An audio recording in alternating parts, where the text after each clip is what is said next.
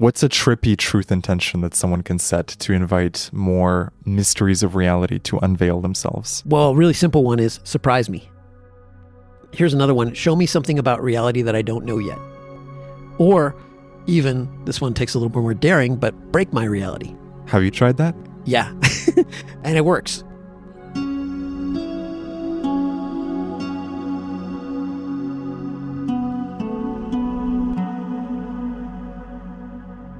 For me, the most important spiritual principle of all is actually trust.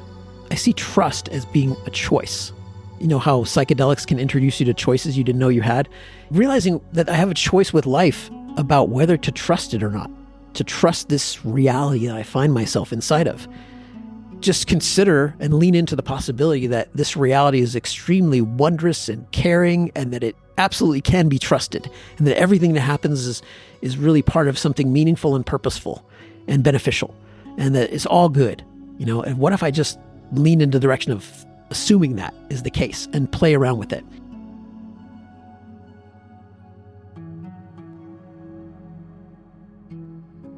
Hello and welcome to the James Xander Trip. Today's guest is a writer, entrepreneur, cosmic adventurer, spiritual explorer, and reality truth seeker. He's written more than 1,800 articles about personal growth, and his work has received over 100 million views. He's inspired millions of people to improve their lives and reach for their highest potential. Steve Pavlina, welcome to the James Xander Trip. Thanks so much. I like being a cosmic adventurer, you said? Cosmic adventurer, spiritual explorer. Yeah, that's cool.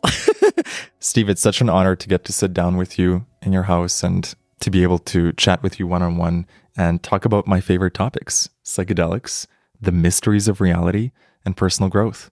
Sounds fun. Where do you want to start? I'd love to start with engaging with life. This is a topic that's been on your mind. You are currently in the creation of a course called Engage. And I'd love to ask you, when we have so many limitless possibilities of what we can explore in life and where we put our time and energy to, how do we decide amongst these possibilities, and how do we best engage with life? Yeah, well, you're pointing to an interesting conundrum there, because on the one hand, it seems limitless. But on the other hand, we have certain things we can anchor it to. So one area we can anchor it to is our values. Like, what do we care about most? So you can see the formation of a desire there in terms of like expressing your values or exploring different kinds of values. Or you can kind of look to your own unfolding story, your past, like where has your history been and where is your present going, and where do you see yourself evolving in the future? What do you think wants to open up? So you can kind of look at it from the story perspective. I often use that frame when I want to think about where to go next. I think, is there a progression from my past to my present, and then what's the next step in the future? So I'll often think of it in terms of like, what's the next chapter I want to write in my life? And that really helps, because it helps me get a sense of growth there too. And that's like another third possibility, is just focusing on the growth itself. Like, what do you think would be a growth experience for you? And what you're really pointing to here is you kind of need to decide how you're going to decide. And so that's one of the reasons I decided to create a course on this, is that we kind of need some guidance about that aspect. Like, with life seeming so limitless and so many possibilities, especially, with just how many things you can learn about online, you can get overwhelmed with just all the different choices you have. And you get that, paradox of choice problem, where it just seems like, you have 10, 20, possibilities in one direction and then more possibilities in another direction. And it's insane. So you need something to narrow that focus. How do you currently do it in your life for yourself? I use a variety of methods, and I kind of like play around with all of them, and then I compare notes between them. And what I find most powerful is when I use different methods and they all tend to point in the same direction. So those are the ones where I give the most weight, where I go, if I look at the story lens, this is an interesting next step, next progression, kind of like my past history is leading me to take this next step. And if I look at it through like the values lens, I see, okay, certain things I care about developing more than others, or certain, character attributes I want to express more than others. Like, there's a time in my life where I was really into courage. There was another time where I was really into the value of honor. I just wanted to like be an honorable person and really focus on that. And a lot of times those values emerge as reactions to my past. So it kind of combines with the story aspect too.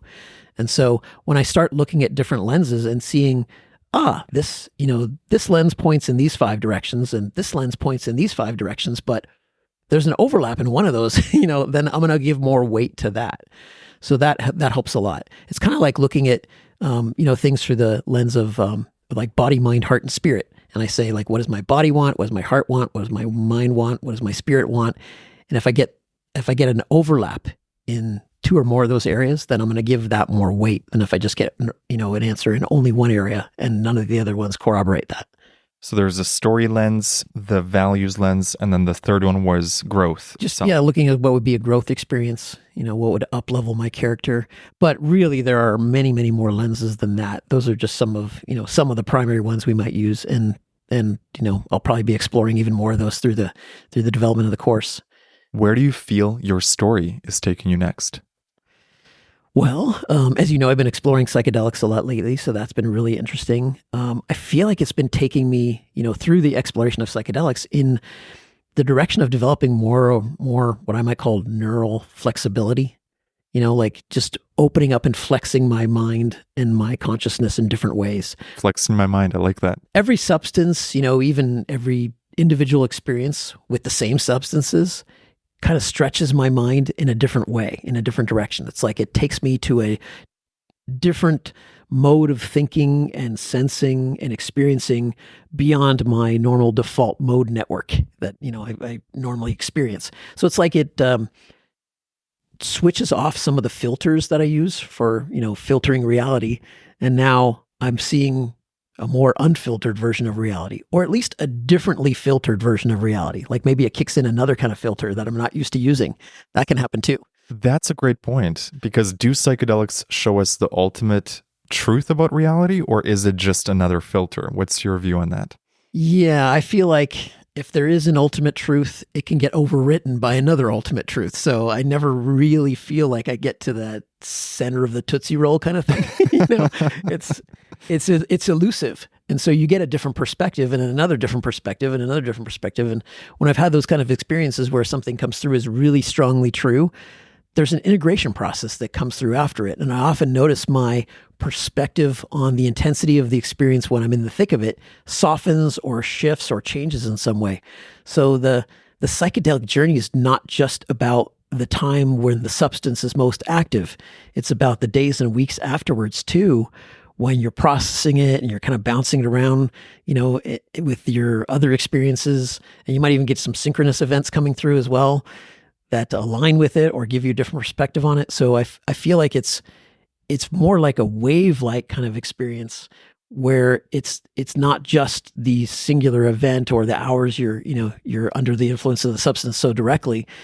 It's how it causes ripples in your life afterwards. And that's part of the experience too. So I tend to think of a psychedelic journey as more like a week to maybe 4 weeks, if it just takes something one time, if it's a strong enough experience. Sometimes it's years, like after a particularly strong journey, let's say from ayahuasca. Yep, absolutely. Some of the homework I got in my very first ayahuasca ceremony, I'm still working on today, and the ripples continue from that.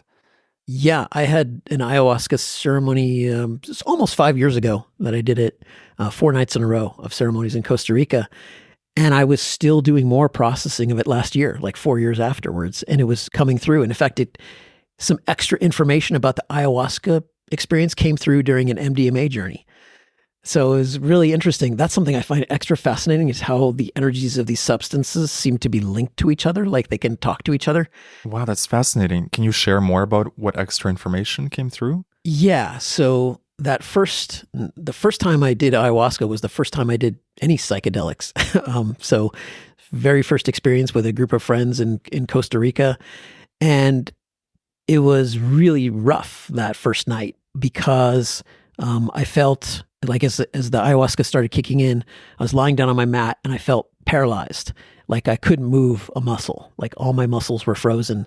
And then I started to panic because I was like, my whole body is immobile and I can't move. I couldn't open my eyes or anything. I was just like in this space with it. And I was getting these really intense visuals coming through, but I was trying to move my body and I couldn't. And then I was worried that I would stop breathing because I was like, what if my lungs get paralyzed or if my heart stops beating? And I began to panic. And so then while panicking, I started kind of hyperventilating and it was just like breathing really, trying to keep my breath going because I was so worried that if my breath slowed down, it would eventually stop and I would die. And I would just be dead there and nobody would even notice until it was way too late. And so there was this very panicky experience.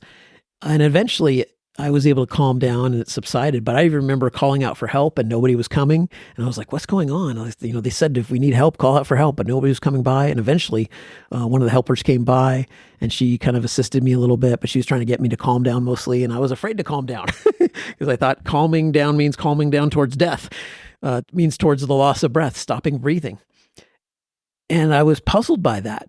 Because then I still somehow summoned the courage to do it 3 more nights in a row. And after that, rough experience, which maybe was like the first, most intense hour of the first night, the rest of the experience was a lot more gentle. I mean, there was some purging physically, but otherwise it was nothing that felt life-threatening. And I was puzzled by that. Like, why did I have such a threatening experience coming through? And I didn't really understand that until the MDMA worked with me. And then I noticed, like, when I was doing kind of the post-processing from the MDMA experience, I felt like this familiar energy signature show up and just in my consciousness. And I was like, wait a minute, that's the energy of ayahuasca. What's that doing here? How is that possible? I hadn't taken any since that Costa Rica experience nearly 4 years earlier. And so it came through and I sensed I should go meditate and try to talk to it. And so I did. And sure enough, it was like, yeah, I'm the energy of ayahuasca. And I wanted to circle back to you because there's something you need to know. And now that you've gone a little further down with doing other things like mushrooms and MDMA, so now we have some more to tell you about that. And I said, all right, what? And it said, you remember that time you thought you were going to die? And I said, yeah. And it said, well, we were deliberately showing you something that you needed to know because it's a big part of your path to do multiple psychedelics. But you had this fear that if you do them, you might die.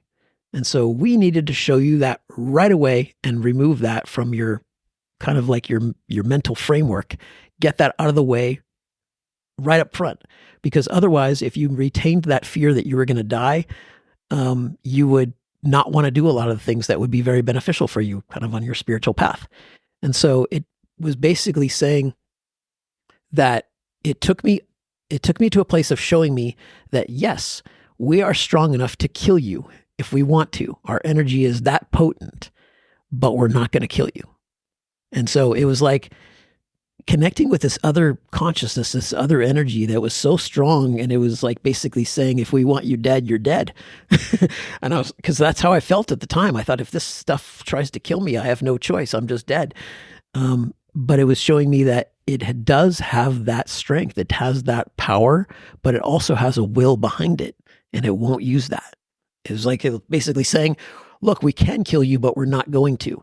And oddly, that is exactly what I needed to be able to trust it more. Does that make sense? It does.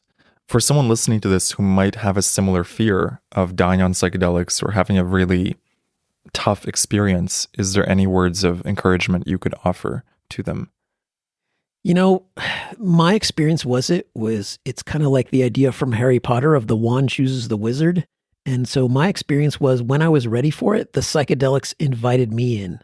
And so I didn't go out and pursue it. It was friends that invited me to this experience. I was open to it, and I thought it would be cool to do that someday eventually. But then when the invitation came through, I felt like, yeah, I'm supposed to do this. Like, I need to be there. Like, I see myself as being part of this, participating in this ceremony. So I feel like the energies of these substances, they actually invite us when we're ready. At least that's how it's been. MDMA was the same thing. Magic mushrooms were the same thing. Like, literally a free magic mushroom fell into my lap when I kind of met it halfway because I went to a psychedelics conference in Denver last year. But then it just sort of came into my life. It just showed up. It's like mushrooms say, here we are, come try us. It was very simple, very accessible. So I feel like we might probe that space by leaning in energetically, maybe asking some questions around it, go to a conference or something. But I feel like we don't necessarily have to force it. And if it feels like that would kill me or that's death, I actually think it's best not to do it then. I think there's I think there's a kind of a gateway doorway aspect to this. Yes. And that's one thing that comes through in a lot of these psychedelic journeys too. Like I'm even shown some things like you're not supposed to look beyond this door. Ooh. Like you're not supposed to see what's there yet. And Wow. I've learned to respect that. And I actually discussed that with some friends about that, like, is that a good thing? Friends who are experienced with psychedelics, like, is that a good thing when you see a doorway? Should you try to force your way past it? And the answer came back very consistently, like, nope, it's not a good idea to go through that because those who've done that tend to regret it. What do you think is behind such doors? You'll see things about reality you're not ready to see. Or not ready to handle? And so then it's going to be, not ready to handle. And it's a lot of processing, a lot of things that you're just not liking. In fact, there are similar things to that just in human society. Like I know some people who've gone into like dating and relationships exploration, and they went really deep with it really fast. And they found things about people that they just couldn't unsee, that they didn't like. Like, for instance, people's deceptiveness and dishonesty in the dating and relationship realm. And it kind of ruined their innocence.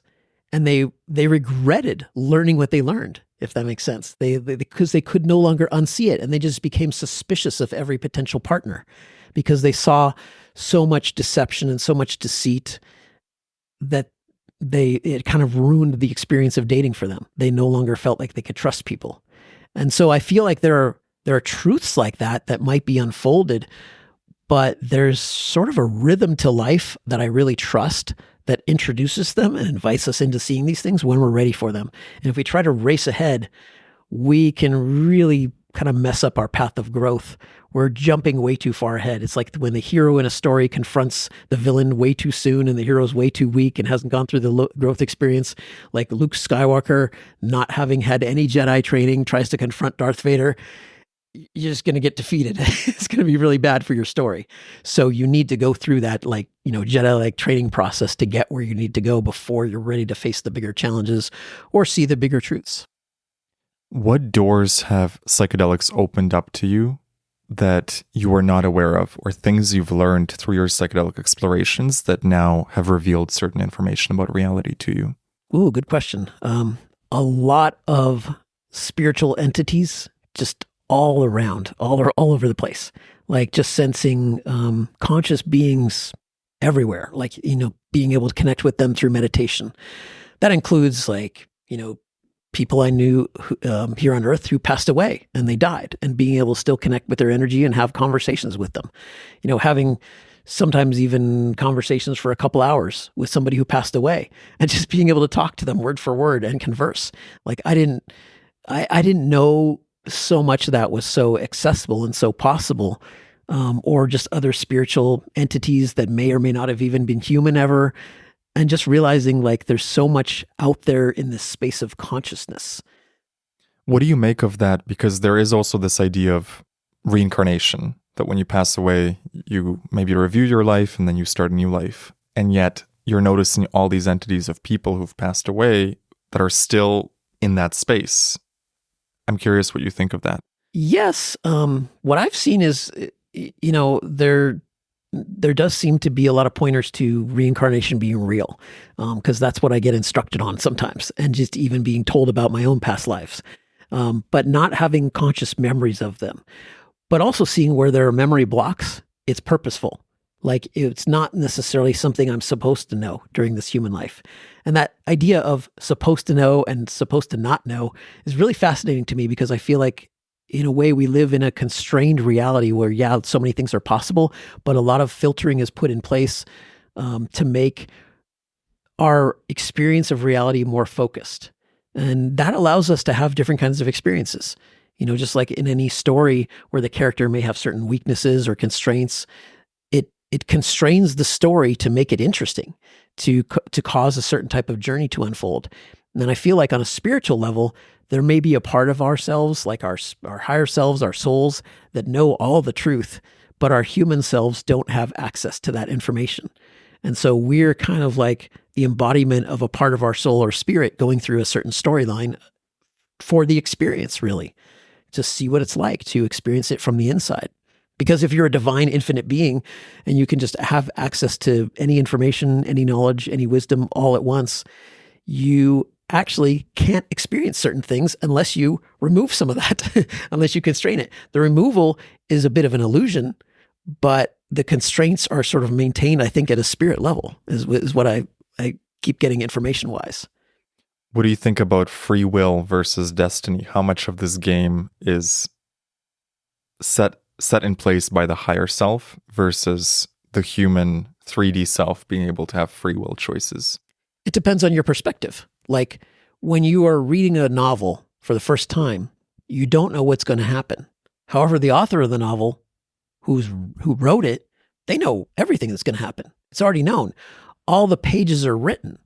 So both perspectives are valid. From your perspective, every new page is a new creation of the story. You don't know what's going to happen. So you're going through it, even though from the author's perspective, it's totally predetermined. It's all set in stone. It's done. It's 100% complete. So yeah, you could look at it from a perspective of your soul. Like if you think of your soul as being timeless outside of time, they can just look at the entire timeline all at once. In fact, when I connect with other spirit entities sometimes, especially deceased humans, they taught me something. They said, we can look at your entire timeline if you want us to, but we can't share everything about it because they can't tell us about the future most of the time. However, sometimes they can make exceptions. And so I've been able to find the more I get access to things, and that's something that psychedelics really helped open up. It's like it gives you access to some things where you feel like, oh, I've reached a new permission level. Like you've got another security clearance level, like, oh boy, now I can see the top secret stuff that I couldn't see before. And so they can bend the rules that you were previously constrained by, and they can see what's okay for you to know and what's not okay for you to know. So once you have a certain level of experience, it's like, you're kind of like able to see these kinds of things. So we can tell you some more stuff now. So I've had situations where they could tell me about future events or even options that I didn't realize I had that were really kind of fascinating. Do you think it's just one timeline that's written in stone or multiple timeline options for your life? Again, it depends on your perspective. So they will tend to talk to me from a human perspective where, they respect that I still have to make these choices.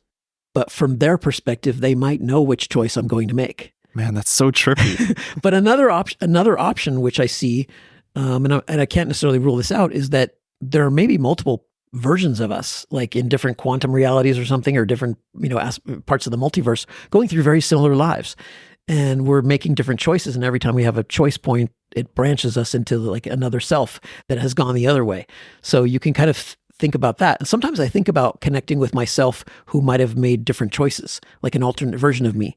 Like what would be the version of me who stayed in his first marriage instead of getting divorced?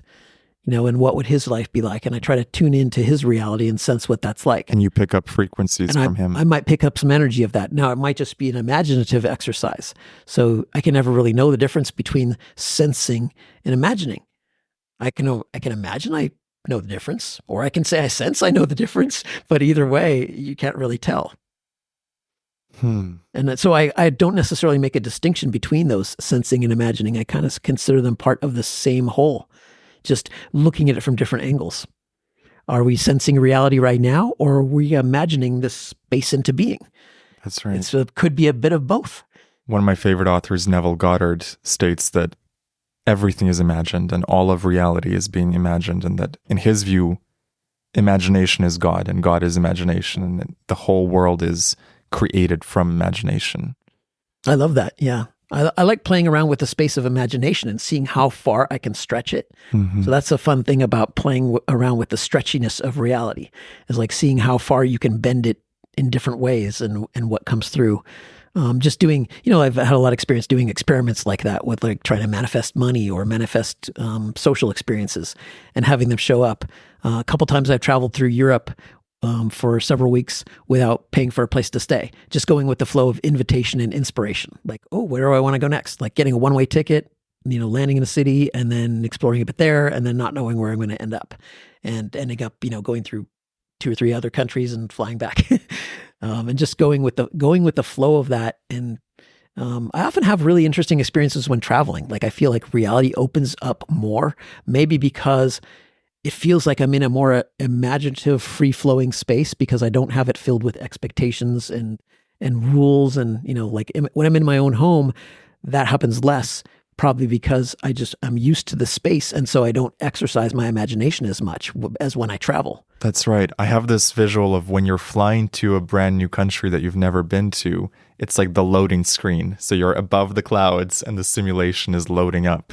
And then based on your assumptions and preconceived notions and beliefs about that country, you're kind of filling in the gaps. So when you land, you have a certain experience in that country, but it might be different than someone else's experience based on their beliefs. Yep. Yeah, I see like a new country as a tabula rasa. It's a blank slate. Mm-hmm. So it, in a way, I can say it hasn't been written yet if I don't know that much about it. And the more I write the story for it, the more it has to fit that mold. What's been the most mind-bending, stretchiest experience you've had through psychedelics or connecting to entities?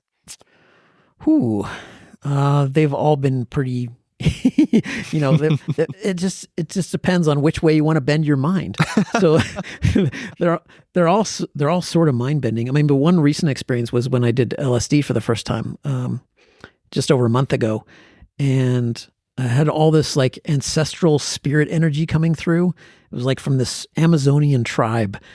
And it basically shared that they were all ancestors of mine, but they said not from this human life, from other past lives. Like I felt like it was multiple past lives too. So they were saying you've had multiple past lives where you've been associated with the Amazon.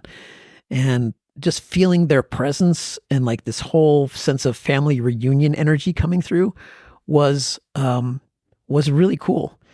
Also just connecting with deceased humans and having them, I would ask them, what's it like? What's it like to die? So I would ask them, what did it feel like to die? And like one answer that came through was, it's like disrobing from your human skin. Like you're stepping out of your human shell, your human body, and you're kind of like stretching yourself back open again. And then I asked questions about like, okay, what do you do when you're dead? Like, what's it like on the other side? And so they kind of share about it and stuff. And what did they share? Well, one thing they shared is like a lot of recently dead people like to do something they call just doing lunch. They said, even though they don't have bodies anymore, they don't need to eat because they're still so, at least partly, identified with their human lives and their human selves. They need to recreate some of that as sort of a process of, going back into spirit space. And so they still want to keep experiences, especially with other, entities that remember being human. So they will do something like create the experience of having lunch together. They just call it doing lunch. And so they'll just create that experience, even though it's not real food and they don't actually need to eat and they don't actually have to be in their physical body form. It's more like an energy body, and it's, kind of like an astral version of food, but they still have that experience of like eating, drinking, conversing with each other because they need that groundedness. And it really helped me to see just like when there's so much vastness out there, how comforting objective reality can be. Like how comforting solid matter is, like sitting in a chair or walking on the ground and feeling the solidity of it. And even though it may be a bit of a construct that's somewhere out in spirit space, it's comforting to have that familiarity of it. It's comforting to have that solidity. And sometimes when I'm really deep in a psychedelic journey, I need that, like I'll grab the couch or something just to remind myself that, there's still something solid here. Because at some point it doesn't necessarily feel solid all the time. Totally. I'm reminded of a forum post I read on Bufo, or it might have been DMT, where someone said, okay, maybe DMT space is like the spirit realm where you're in infinity forever. And this physical realm is like a vacation from that realm. It's like we need a vacation from the infinity. And this is why it might be so grounding and so comforting to be in objective reality or to be in physical reality. Yeah, the spaciousness, the vastness of everythingness can be just incredibly daunting. It feels overwhelming, at least from a human perspective. So I can kind of understand like how there can be sort of layers of peeling off and releasing your old human self. And I get a sense for everyone, it's a little different. Like some people might want to spend many, the equivalent of many, many years still connecting with their human lives, their human selves. And they're, as far as I could tell, there are just like vast networks of ex-humans out there basically creating that kind of experience in spirit space. Like another one that came through, which was really fascinating, was I connected with somebody who had lived during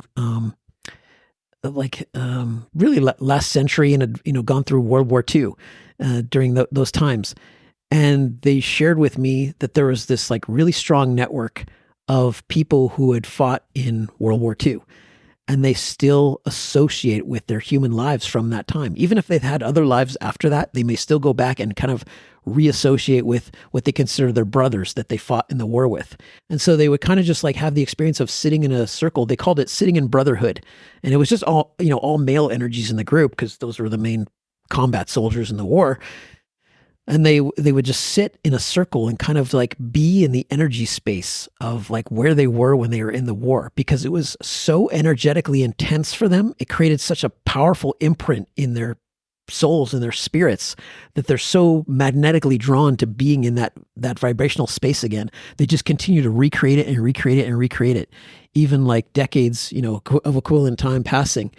And they also shared how even on both sides, like the Allies and the Axis powers, they will have different groups that don't necessarily want to cross mingle. If you can understand that, it's like once they identified with one side, they were on that side. And even though as a spirit, depending on how much progression they've done after passing away, they may see it from a broader perspective, where they get it like, okay, this was just all the human drama, and yeah, we don't really have to be on a side now. But it's really sometimes hard for them to want to cross over, and they may even get resistance. Like if somebody tries to go to the group for the other side, they're like, no, you don't belong here. Like the energy repels them from it, because it was a different kind of shared experience, a different kind of energy for each side. It was not the same kind of vibrational space on each side. And so they really are kind of separate.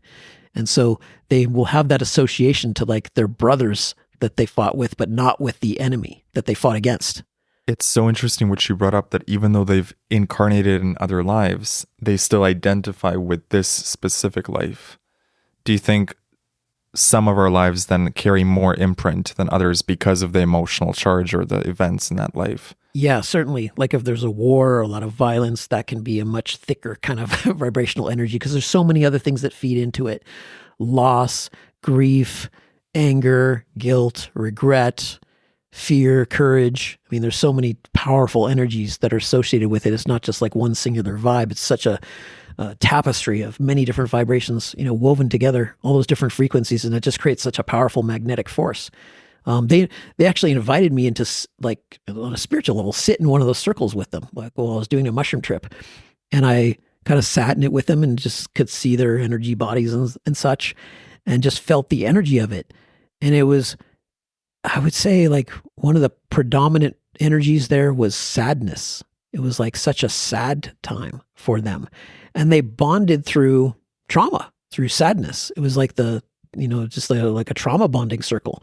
And I didn't have that trauma. At least I didn't sense it in my life or in a past life, not that same kind that they experienced. And so I felt like kind of an outsider being in it, but it also felt like a really deeply reverent space. Like I felt so privileged and honored to be able to sit in it with them. And it was really potent and really powerful. And it helped me understand, like from an insider perspective, why they would want to do that. Because I felt myself drawn to want to do it again with them. Even though it was kind of a sad space, it was so powerfully moving and bonding just to sit there. And they wouldn't even necessarily talk or communicate except vibrationally. And I just felt like this passing of energies, and it was like that's the energy of the memories that they were all sitting in.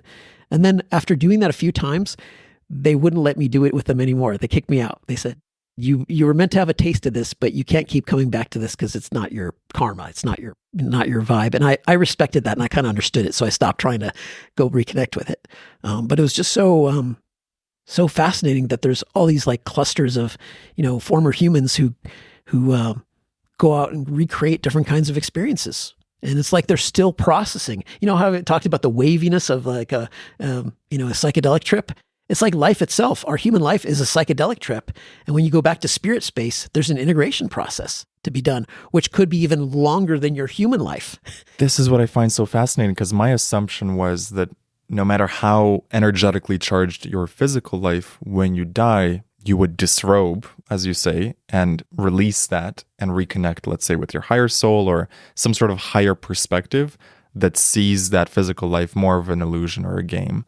But what you're describing here is that some souls get quite attached, even though they probably know it was a game or an illusion of some sort. Yep. I think it's different for everyone, though. And it may be that the entities or the humans I'm connecting with more that are presenting as still human, like those, because those are the ones that are showing up in my journeys, then that's the kind of, stories I'm getting. Whereas the ones who transcend and they just advance and they're immediately back into like soul unification and oneness, they may not bother to want to connect with a human who's kind of reaching out. What spirit entities have told me is that when I take a certain substance, I light up in their space like a light bulb. And so then they see that they can connect with me. It's like switching on a light and says, on air. And so they said that's what they told me when I took LSD. They said, when you took LSD, you lit up like a light bulb and we could just see you all in spirit space. And I was like, it felt, my LSD experience felt crammed with like too many energies trying to connect with me at once. And they said that because it was the first time you did LSD, even though I did other substances before then, they said that was a unique experience. And so you just kind of lit up. And a lot of, because I've done a lot of exploring in that space, a lot of entities already know me or they're aware of my presence over there and they know I can kind of cross back and forth. And so when I lit up with LSD energy, I don't know what it's doing on the spirit side, but they said, yeah, it's like a spiritual interface. And it just basically switches you on and then they kind of, go to it like a moth to a flame type of thing, the ones who want to connect. And so that's kind of an interesting way of thinking about psychedelics, is that you're switching yourself on in psychedelic space, in spirit space. You're basically saying, here I am, come connect with me. Isn't it fascinating how many realities could be simultaneously existing on so many different levels? And our soul is lighting up in different sections of reality?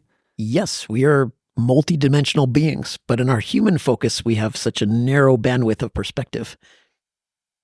What do you think is the purpose of the human game, as far as you understand it, after all your explorations into the mysteries of reality?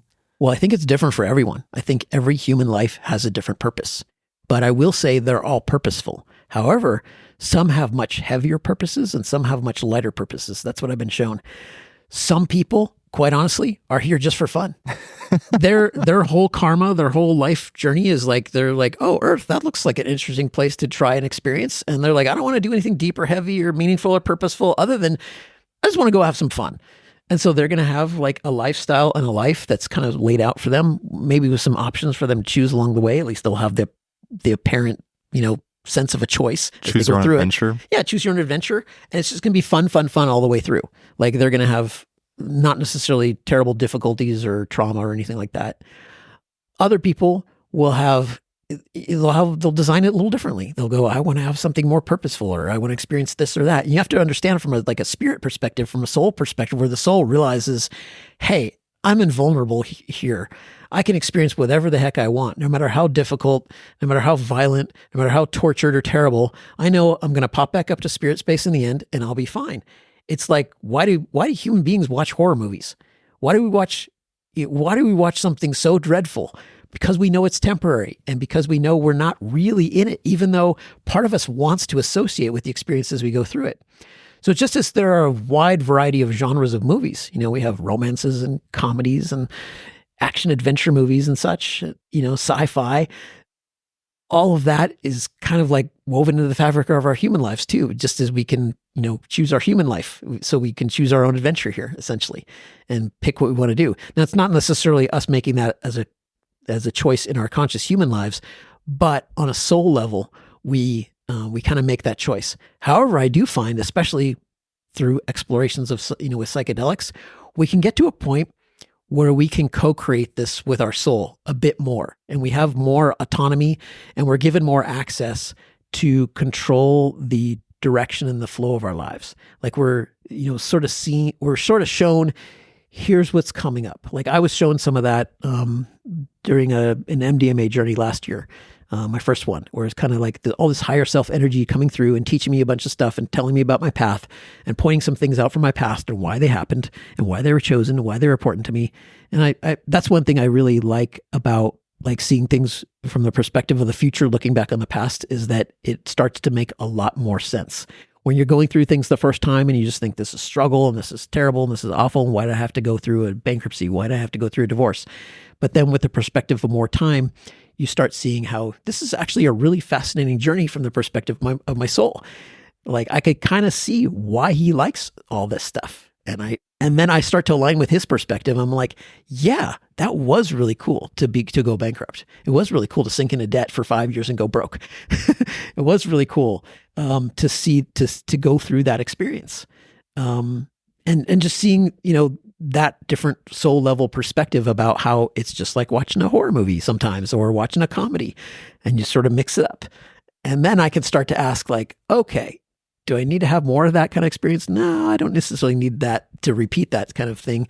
Can we have this? Can we have that? And so I find like, as long as I'm doing it from the perspective that this could be good for the value of what my human experience brings back to my soul, like the perspective on it. I think of even looking at it from an entertainment perspective. Like, how can I make my life more entertaining for my soul? And so like, what would he like? What would higher self Steve enjoy, looking down? And if I make choices that are going to be boring from a soul perspective, I could tell they're going to be quashed. They're going to be like, destroyed. They won't even get out of the starting gate. They'll just be nuked. Either it'll happen internally where I just won't be able to develop the motivation to move them forward, or it'll happen externally where it's just nothing but blocks and obstacles showing up when I try to pursue a certain path. But I tend to find that when I pick a path, when I feel like, yeah, there's some soul value here, I can tell my higher self is going to like this one, then it's like the opposite. Then I get synchronicities, help from reality, unexpected, windfalls in a certain direction show up, just things, align perfectly, and it's like a beautiful path, and it unfolds much faster than I potentially expect. One example of that was like kind of being curious about cannabis and thinking, I've explored mushrooms a lot, and should I try cannabis too? Because I'd always written off cannabis as like, that's just for recreation. And I'd done cannabis like at that point, maybe like 6 times total in my life, and always just with other people, like at a party setting or something, like somebody's passing around a joint. I'm like, all right, sure, I'll have a few puffs. But it was nothing all that exciting. And then I talked to some friends and I'm like, is cannabis a psychedelic? And I got different answers. Some people said yes, and some people said no. And we looked up the official definition of it. If there was one, it kind of leaned against defining cannabis as a psychedelic. But other people said, it kind of depends. It depends on the intentionality you bring to it. If you intend for it to be a psychedelic, it will be, and it can be. And if you don't intend for it to be a psychedelic, it doesn't have to be. And then I started, as I began exploring with cannabis, I decided, let me give it a shot. Let me try exploring with it. And immediately, like first session I did with it, doing a vaping session, it was a gummy. I took a vegan gummy, and immediately this energy comes in and says, I'm the spirit of cannabis. And it presented as a female energy. I'm like, okay, that's cool. And I'm like, all right, are you like real? And they're like, can you work with me as a psychedelic type of interface? And I said, absolutely, sure. I'm totally that way. For many people, I'm not. And I said, what are you? Like what are you energetically? You like cannabis energy. And it said, here's a good way to think of me. I am a gift from former humans. Like think of humans who've died, like, they died and it's been decades since they lived as humans. And now they look back on current humans. And cannabis is meant as an energetic gift to current humans to make your lives easier. It's meant to kind of release tension, release pain, give you a break, give you some pleasure, take the edge off when your human journey gets edgy. It temporarily allows you to remove yourself from, the parts of your life that might be the horror story, but it's also meant as like a compassionate gift. And so I thought that's really fascinating, because I thought that kind of makes sense with the human story too, because a lot of people use cannabis for pain management and such. And they use it for recreation. I was like, okay, it's kind of like a fun gift for some people. But as I interface with it more, I really didn't have any interest in using it for recreation per se. I was wanting to use it for knowledge and discovery and curiosity. And then like a whole bunch of extra wisdom opened up there. And I love when the substances tell me about what they are. Because the answer from mushrooms was very different. Mushrooms said we are more like an ancient energy. We were installed before, in this reality, even before humanity came along. And we are like an interface to the kind of the cosmic truth space. Even the mushroom network it's so vast and it's so complex, it can't boil down what it is to like a singular, answer. It's many things, but it does give me a consistent answer of it being very ancient and not so human in nature. It's more connected to the spiritual nature of reality, I feel like. Whereas cannabis is very more human. It's like it's a closer human energy because it's basically shared that it was a gift from former humans to current humans. Do you find there's a risk with cannabis that people use it to escape and to take the edge off too much and to tune out of life? Oh, absolutely, with anything.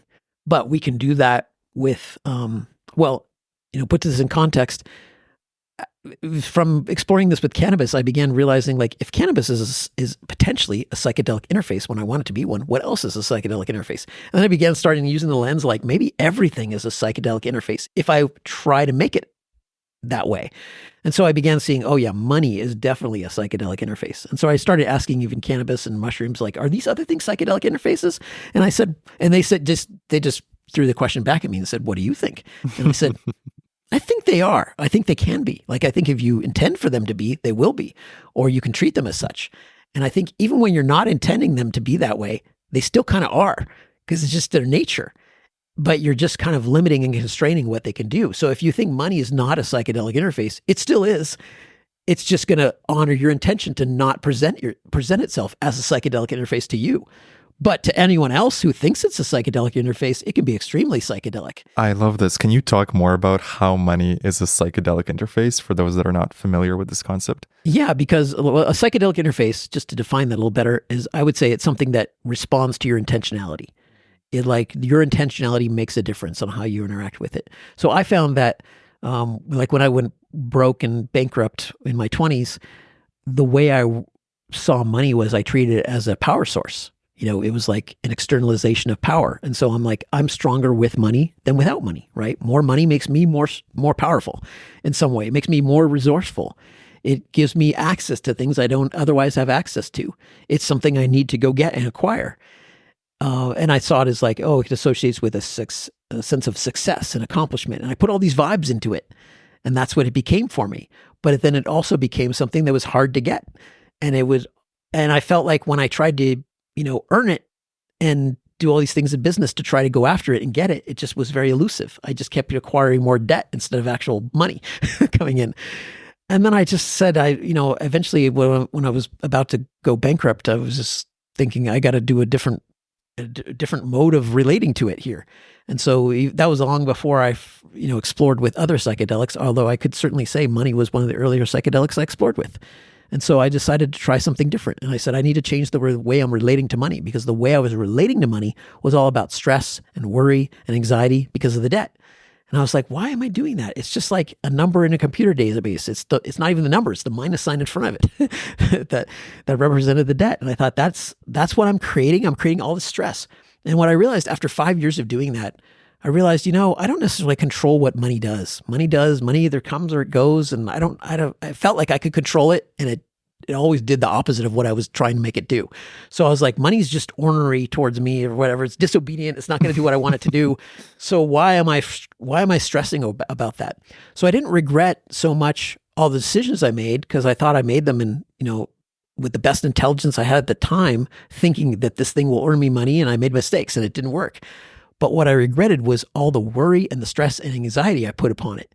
I wish if I'd known what I know now, I would have had way more fun during that time. I would have just, accepted the bankruptcy and gone, okay, 5 years from now, I'm going to go bankrupt. No big deal. I'll go through that. It was not really that big of a deal. So you're broke. You just keep going. You just start over again. And so it changed the way I thought about money. And I thought, I'm going to start relating to money differently. I'm going to stop putting so much pressure and stress into that space of working with it. And I'm just going to start putting in lightness and fun and acceptance and just even surrender. And so I just decided to focus on being broke for a while. And I just said, I'm not even going to worry about money. I'm just going to be broke. I'm just going to do the bare minimum to get by financially. So I didn't try to earn more than necessary to just survive. And I didn't try to get rich or make more. I'm just like, I'm going to only do enough. And then I don't need to worry about money for the rest of the month or whatever. Only do enough to pay rent and bills, and that's it. And I did that for a while, and that felt great because then all the rest of my time engaging with work had a different focus, because before, money was tied up in my relationship with work. Like I was working to make money. But instead, I started working partly to make money, but only the minimum. And then I would spend the rest of my time working for fun, for creativity, for self-expression. And that's eventually when my business started turning around and the money started coming in. And then what's really funny is like, I struggled to, like, this was when I was running my computer games business, and I struggled to make, games that were selling well and successful. And then when I changed my attitude, then I finally had a game that was a reasonable hit for my company, and it more than covered all the expenses and all the bills, and it took about 6 months to create. And so it was just such a mind flip there. And every year since then, that was back in 1999. So every year since then has been pretty financially abundant. And I noticed, like, when I try to treat money as a power source, it flees. And when I treat it as, I treat money as like a teacher or a friend, like, like golden teacher. It's, it's gold is part of money, right? So it is another way of looking at it is it's a golden teacher too. So it has so much to teach us and tell us. Yes. How can someone that is listening to this start treating money as a psychedelic interface? How can they improve their money ceremony, their intentionality with it? Well, one would be to do your best to notice if there's a connection, or you think there might be a connection between your attitude towards money, the energies you associate with it, and how it relates to you. And like notice the reflection. Like money, what it does is the reflection of your own vibes. Now, there might be more to it than that, but I'm not suggesting your vibes control it 100%, but I'm saying they have an influence.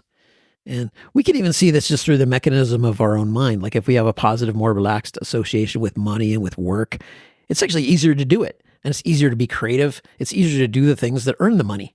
And so just looking at it from a mental level, reducing your stress is going to help. It's going to give you access to your best intelligence. When you're in a stressed state, a lot of your thinking shuts down. It's not as creative. It's not as intelligent.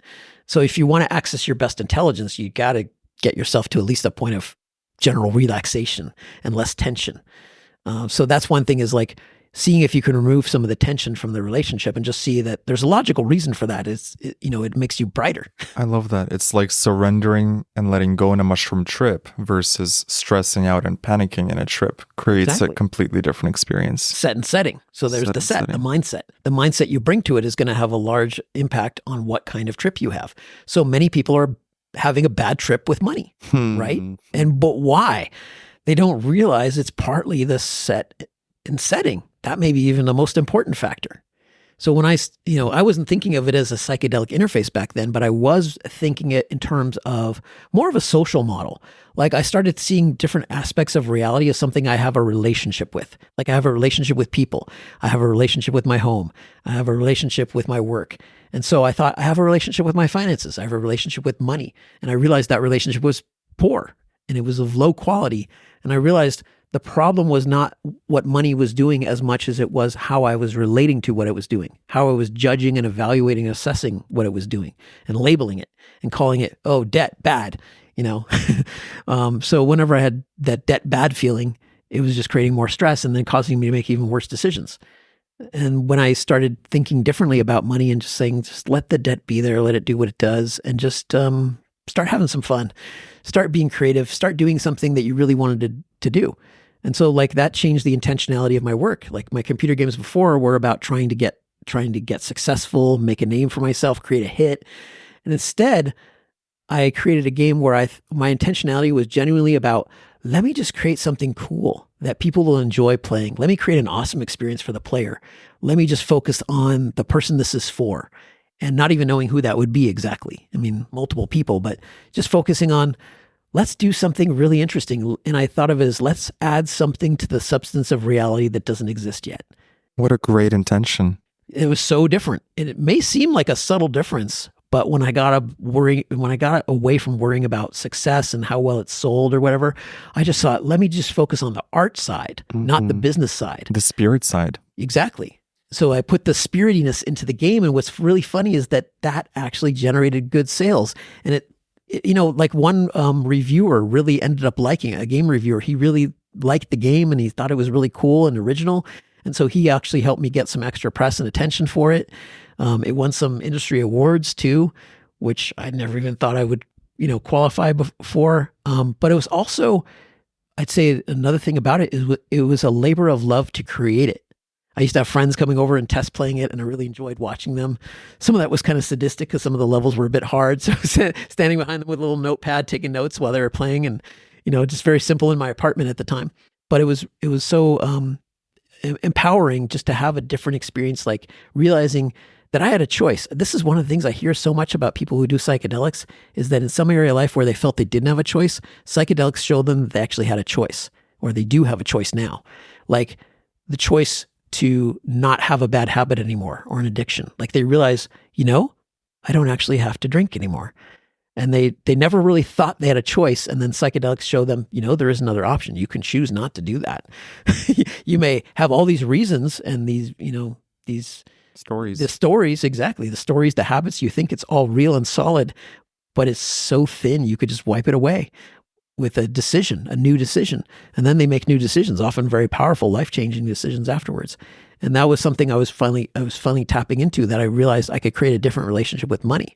And I've just maintained that ever since, because I never wanted to go back to the old relationship. Sometimes I slip now and then, but every time I slip, I start feeling like, this is not where I want the relationship to be. And then I go back and set the different kind of intentionality again. And it always helps. It always makes a difference. What else do you think is a psychedelic interface? Human relationships, friends, lovers, family members, other people. So that's one of my favorite ones, is like deciding how I want to relate to other people. So describe, how is a friend or a lover a psychedelic interface? Well, like my wife, Rochelle. So, our intentions were like really aligned. And so I remember, setting intentions for a new relationship to come into my life and being clear about what I wanted to have. And I remember setting a threefold intention, because it was, after I separated from my first wife, and we were going through the divorce process, and I'm thinking, now what? Now what do I want to experience in my relationship life? And so one intention was I wanted to be single for a while. I didn't want to immediately be in a relationship again. And then another intention was I wanted to travel some more. And my first wife was not as into travel. And so I felt like, okay, now I have probably more freedom to travel on my own. So I want to do that. And the third intention was, oddly, kind of also want a girlfriend. Like, I don't really just want to be on my own, but I kind of want to be single and have a girlfriend and travel. And I'm like, how can I be single and have a girlfriend? But I didn't understand how that could manifest. But when I looked at all three of those intentions, I'm like, those are all genuine. Yes, I want to be single. Yes, I want to travel. And yes, I want a girlfriend. So I'm just like, universe, figure it out. I don't know how it's going to happen, because it seems like two of those are going to contradict each other, But what showed up was not at all what I expected. It was a long distance relationship with Rochelle, who lived in Canada. And so I live in Las Vegas, and she lived in Winnipeg. And the very nature of our relationship, as we started to get involved, was such that we would spend months together and months apart. Because she couldn't be here on a tourist visa for, she could only be in the USA for 6 months out of each year. And I can go visit her in Canada, but also for a limited amount of time. And sometimes we would travel together too. So we ended up traveling a lot together. And the very nature of our relationship required that at least one of us were traveling at all times. And it was really fascinating. And eventually, after 8 years of that, we got married. And now we, live together. We got married in 2018. But it was fascinating to do that from 2010 to 2018, with the long distance thing. And oddly, it was just what I needed. She wanted to get married a little sooner, but I needed more time. And it was not that I needed time about the doubts or anything. I didn't have any doubts about our relationship. I just felt like I needed some time to be, after going through the divorce, I just needed more years to be single, and just to feel that, and just not, even though we were in a relationship, like legally single, not married, I just wanted to have some extra spaciousness of that vibe in my life, kind of like more of a separation space between first marriage and second marriage. I wanted to have more time just in the flow of our long distance relationship. And even though it was complex sometimes, having to do all the travel, I loved it. All those 8 years were, together were wonderful. And the 6 years since then have been wonderful too. So it's just been beautiful, but different modes. So that's something to do with the psychedelic interface, because I put out the intentionality of what I wanted, not knowing how it would show up. And when it came in through kind of like a window. It surprised me. It's amazing how both of those intentions show up. I would not have asked for a long distance relationship. I would have said no. I would have ruled that out. Even when we were getting into it, it was clear we were just like ridiculously compatible, like two peas in the same pod. We were just like, such an easy time together. And I remember just like being fascinated by how easy the relationship was. Like when I got rid of the mindset that a relationship has to be work and that it could just be what I wanted it to be and be fun and be good for both of us, it's just been a delight. Like our relationship feels like it's just so much pleasure and so much delight and so much fun and wonder. That it seems like we're just so compatible. We just always want to do the same things together. It's like we never have to really fight or argue or, try to persuade each other. It's sort of like that Jerry Maguire line, you had me at hello, where it's just like, you don't have to give this long speech to convince the other person about anything. Just say hello and you're in. It was kind of like that. I love that intention of easiness and ease. And I wonder where else in our life we are making our life harder or more work than necessary. And what if we imbued reality with the intention of, show me how easy it can get. Show me how much ease and flow I can experience in my work, in my friendships, in my relationships, in my life. Have you played around with the volume of how easy life could get or how much flow you can experience? Yes, and I find it's very much related to how cooperative I am with what I sense about a soul level intention for this life. And so if I try to use the ease and the lightness to escape my lessons here, right, my growth path, it won't work. But if I can use the ease and lightness to align with my growth path, then it does work. Ooh. So for example, in my first marriage, that one did entail a lot of work. There was a lot of, rough spots and it was challenging and we did eventually separate. But I still see it as a beautiful marriage, a beautiful experience, and I don't regret it at all. I'm glad I had that experience, and it was good for both of us in different ways. But it's like as one friend said, you completed your marriage, and I feel like that's what it was. Like we were both meant to be in each other's lives. It felt very spiritual. It was just like definitely a relationship that was meant to be, but it involved more work and more struggles in some way. And I think it was about us teaching each other things. We were really teaching each other a lot of stuff along the way, and we had to learn a lot from each other. And part of us resisted those lessons. And the more we resisted the lessons, the more difficult the relationship was. But one of the most tough lessons to learn was, now it's time to let it go. And that was really tough to realize. That was kind of a realization we both eventually had. That was like, this relationship it needs to end. It needs to be done, or at least have a different form. But it can't be a marriage anymore. We need to be in our own spaces, and we have to go on and have our own, journeys after that. Like the end of a trip. Yeah, like the end of a trip. You can't just keep taking redoses. You got to stop. So yeah, it was kind of like what we did. We kept doing redoses. We kept trying to reaffirm our commitment. We kept trying to recommit to it, and it just wasn't sticking. It wasn't working. So we tried that opposite approach, like sticking with it. And eventually it just kind of pulled us separately, like our own souls, like, you guys got to get out of this one now. It's like enough. You're ready for your next phase. Now with Rochelle, I think if I tried to do the relationship as like an escape from growth, it wouldn't have worked. And I think one of the reasons it showed up as a long distance relationship is because it was aligned with the growth experience of traveling. And so we traveled a lot. So Rochelle likes to call us life partners for each other. So we grew and experienced a lot together, like as best friends, as companions, as lovers. It's like we go through a lot of experiences together. So Rochelle and I are like spiritual teammates.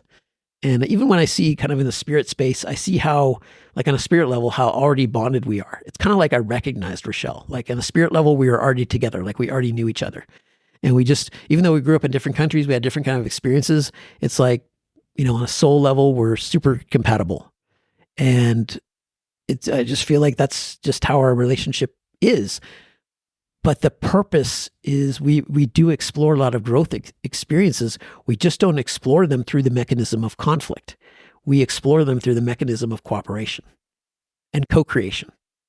And so, that's an interesting thing, is to realize you don't have to grow through conflict unless you think you do.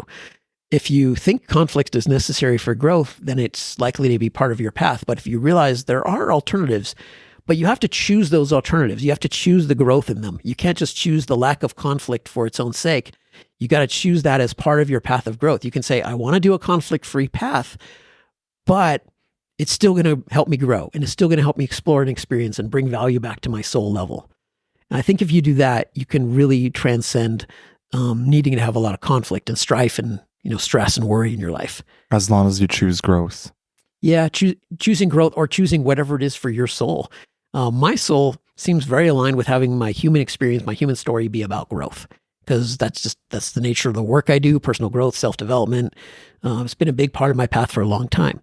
But I also see that that's the human story. That's the human illusion.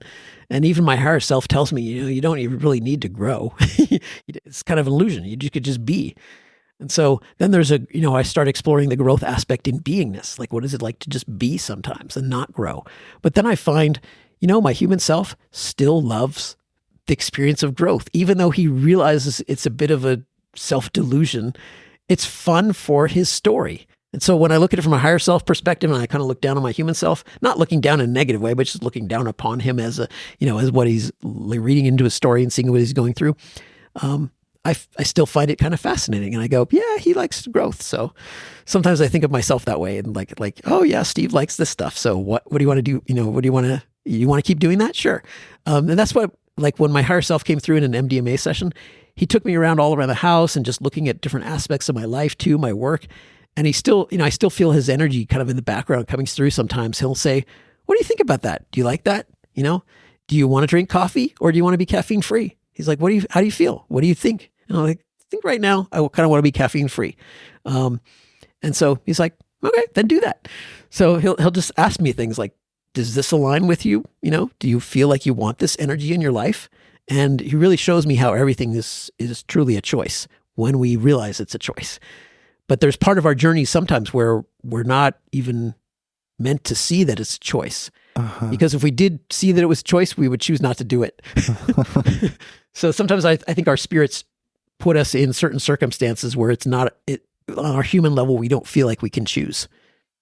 It's so interesting to hear from someone who for 20 years has been running a blog on personal growth to say that growth is kind of an illusion and you can just be. Can you talk more about the difference between just being and growing and how we should make that choice in our own personal lives?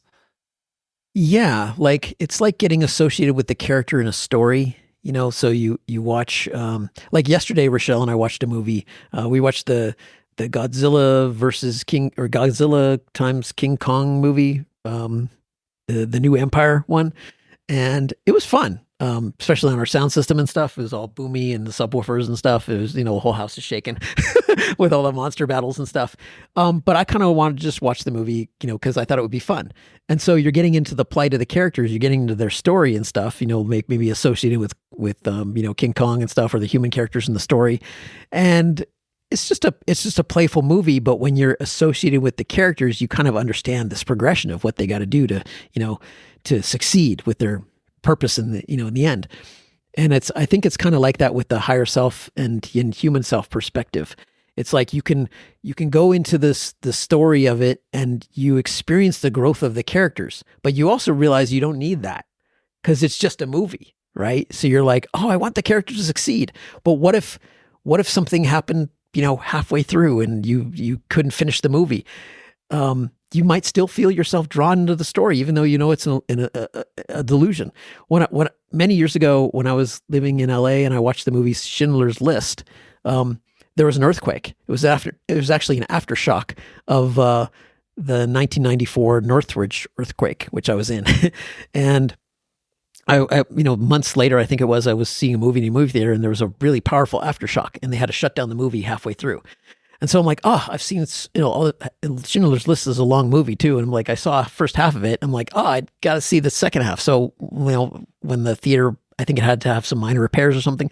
When it reopened again, I went back and I saw it again because I was so invested in the story, even though I know it's just a story and you don't have to finish it, right? Mm-hmm. But you feel like compelled to because you're kind of in the thick of it.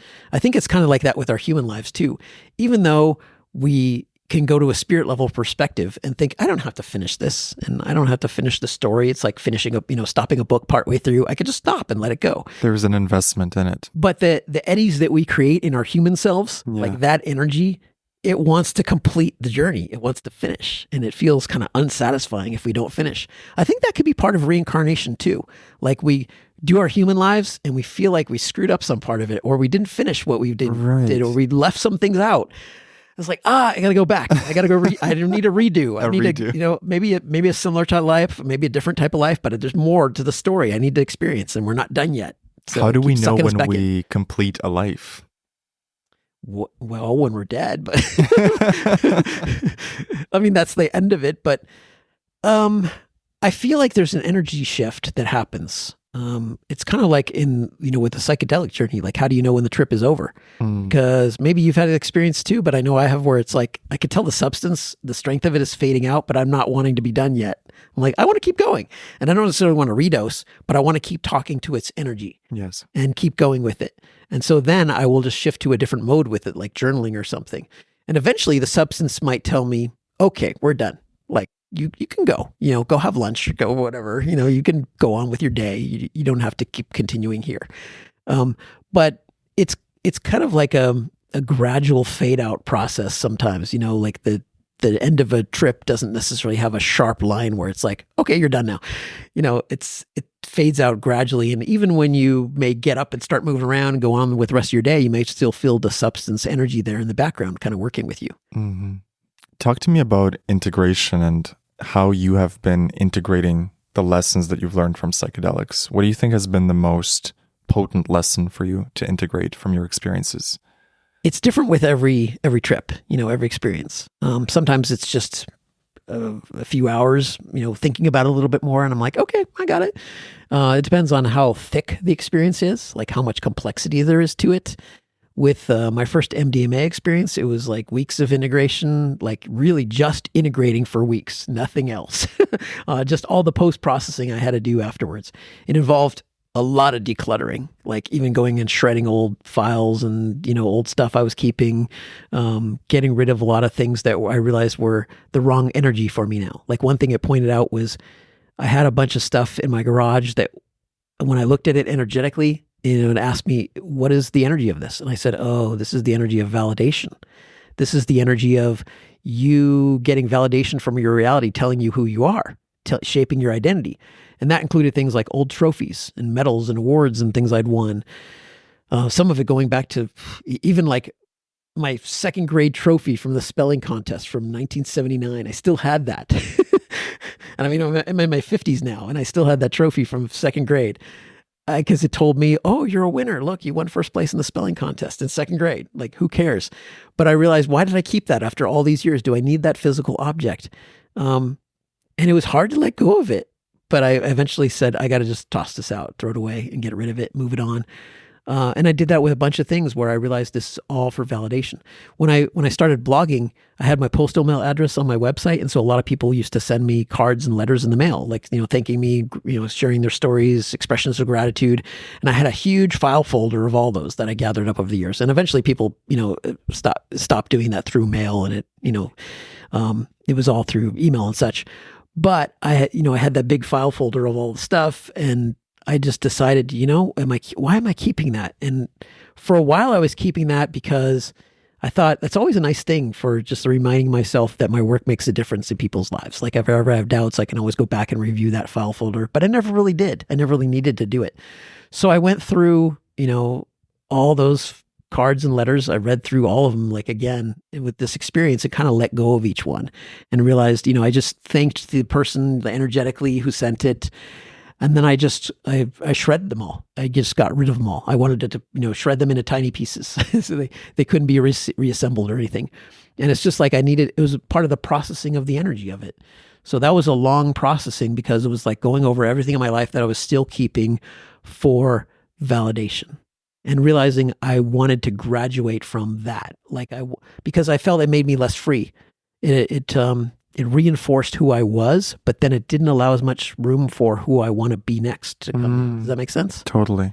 So that's kind of a version of a longer processing. And, it really depends. The the processing can be very different. I find it's very multimodal. Like I will do some journaling. I will talk to Rochelle about it. I'll talk to other local friends about it. Rochelle and I do regular meetup groups with the Las Vegas Psychedelic Society.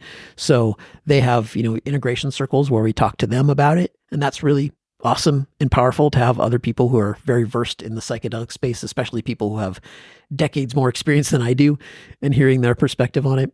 And that's just so valuable. I really appreciate, being able to have other people's insights there. And hearing other people's psychedelic journeys is a really beautiful part of my processing too. I find that there's so many, synchronous aspects to it, where what I'm going through is kind of echoed in someone else's, journeys and experiences.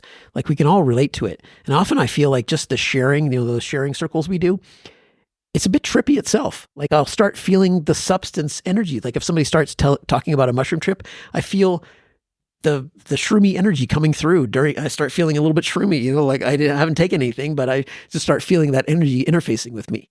That happens a lot. So it's really, strange. I felt like I started feeling LSD energy before I took it. Oh, wow. Yeah. Do you find that psychedelics enhance manifestation or synchronicities in your life? Yes and no. I find that during a journey, like I can feel the energy of it wanting to come through more. I feel like it folds me into a space where synchronicities happen more during the trip itself. But I wouldn't necessarily say it's increased the flow of synchronicities otherwise, like when I'm not taking something.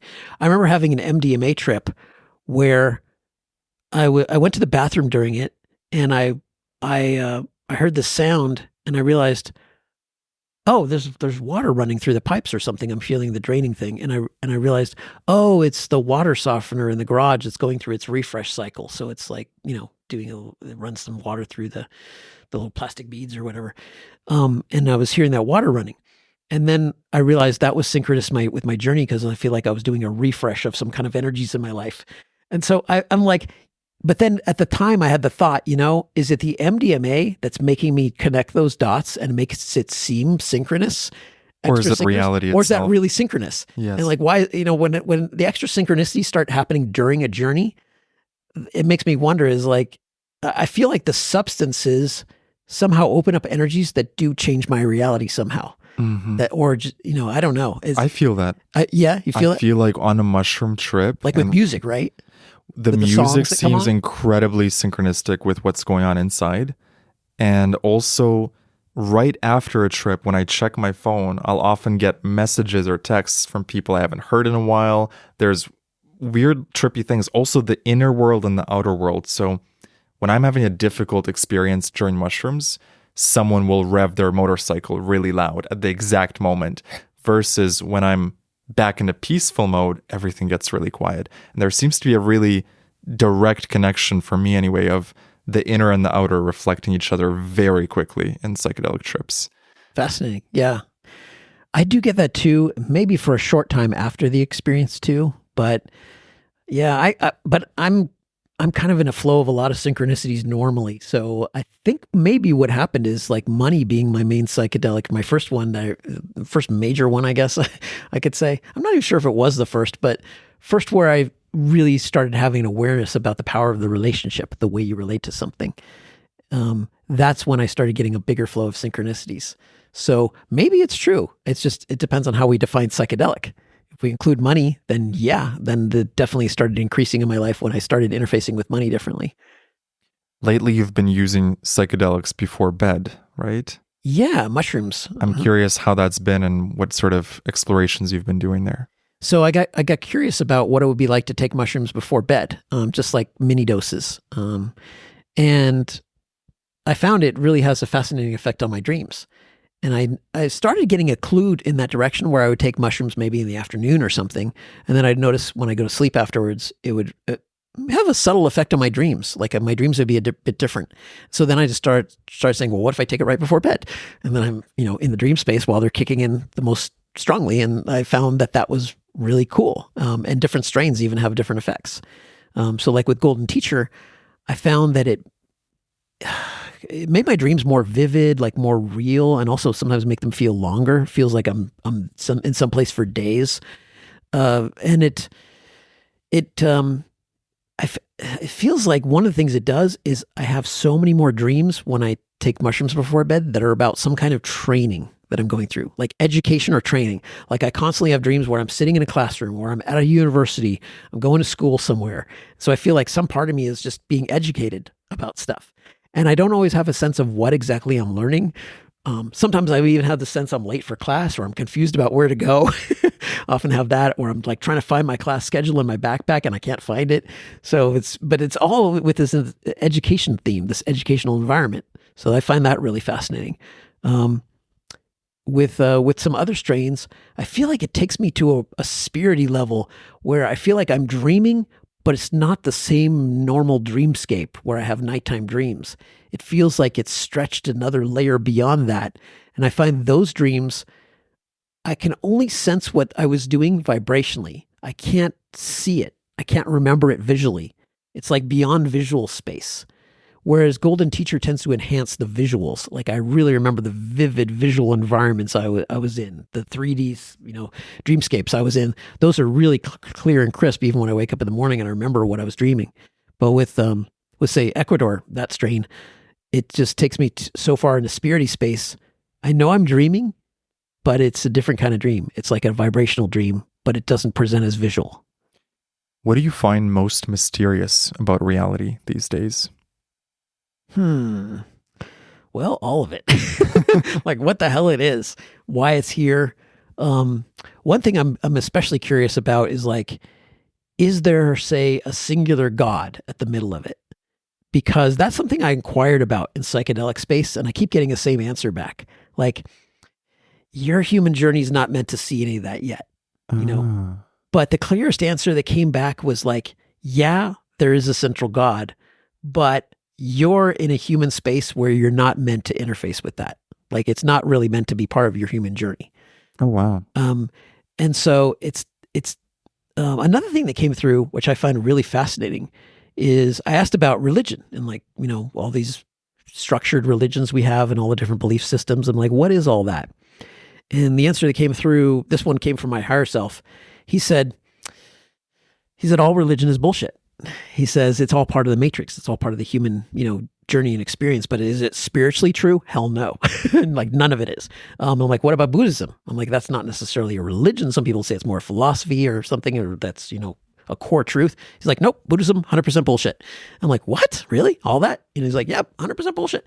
And I'm like, really? And so that was a perspective I began being puzzled about and playing around with, because a lot of spiritual teachers I would find teaching more the opposite. Like, all these have the same core truths or something, or they all point to some spiritual truth.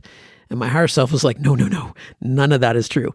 All those human teachers, it's just like they're all part of the matrix of reality. They're all part of maintaining the illusion. And they said the core insight that came through was all human religion is meant to loop you back into the matrix so you stay here. It's kind of like, it's a taunt, it's a trick. It's saying these are the exit signs to spiritual space, but they're not. They just loop you back into human space endlessly. So it doesn't matter what religion you pick, how many times you switch religions, change it around, anything that's kind of like an organized, structured religion, anything that other people are teaching is like a religion or a spiritual philosophy in a way. It's all just meant to loop you back into human space. In fact, probably even the words I'm saying about this kind of stuff to somebody else from their human journey, it's actually just going to loop them back into human space. If they try to transplant what I'm sharing and just use it as a truth for themselves, it's not going to work. We can only really explore and discover our own truths within. So you can't take anything I say as dogma for you. It's not going to play that role for you. It's all I'm sharing is simply a point, what Bruce Lee describes as a pointer to the moon. So you don't want to focus on the finger. The finger is like what I'm sharing about my experiences, my journey, my insights, what comes through for me. But that's not going to be the finger pointing to your moon. The moon is the truth. So, what I'm sharing points to my truth, my experience. That can take me into my genuine experience of spirit space. But for somebody else, if they try to turn that into like their key, it's not going to work. So for someone who's looking for the genuine exit signs from the Matrix, are there any universal spiritual truths that they could look for, or is it really just everyone's got to discover it on their own? I think it's different for everybody, really. That's what I'm coming up with, because I haven't seen one singular truth for everybody that unlocks it all. Otherwise, we'd all be going there. Interesting. Why is there so much disagreement and apparent conflict in this reality, in this universe? Like people say, no, this is the truth. No, this is the truth. No, this is the truth. I think that in a way that's kind of like a hint that you can't necessarily look within the human reality for that kind of truth, because it'll just spin you in circles and you'll have disagreement. Why do we have all those different religions telling you this is the truth? This is the one way. And from a certain perspective, you can try to distill it and say, hey, they all kind of say the same thing. But I really think that's a bit of a stretch. If you read these different religious texts, they don't all say the same thing. They actually say quite different things. They all have different background stories, different myths. And while there are some similarities, I think a lot of their core truths are quite different. What do you think is the best way for a truth seeker to seek their own truth about reality? I think it actually has more to do with courage than people realize.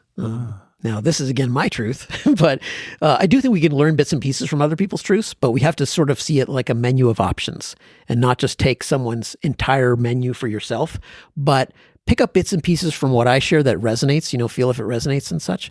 But I find a powerful thing for me is when I can summon the courage to invite more truth. Like when I feel ready to see more truth about reality, and also recognizing when I really don't feel ready to see more truth, and then honoring that part of me and saying, you know what? I don't really want to know the truth about this yet. Wow. I don't really want to see that. Has that happened with you in life? Oh, yeah. Yeah. When I was exploring like manifesting money and like looking at reality through a subjective lens and thinking like, what if I can manifest more?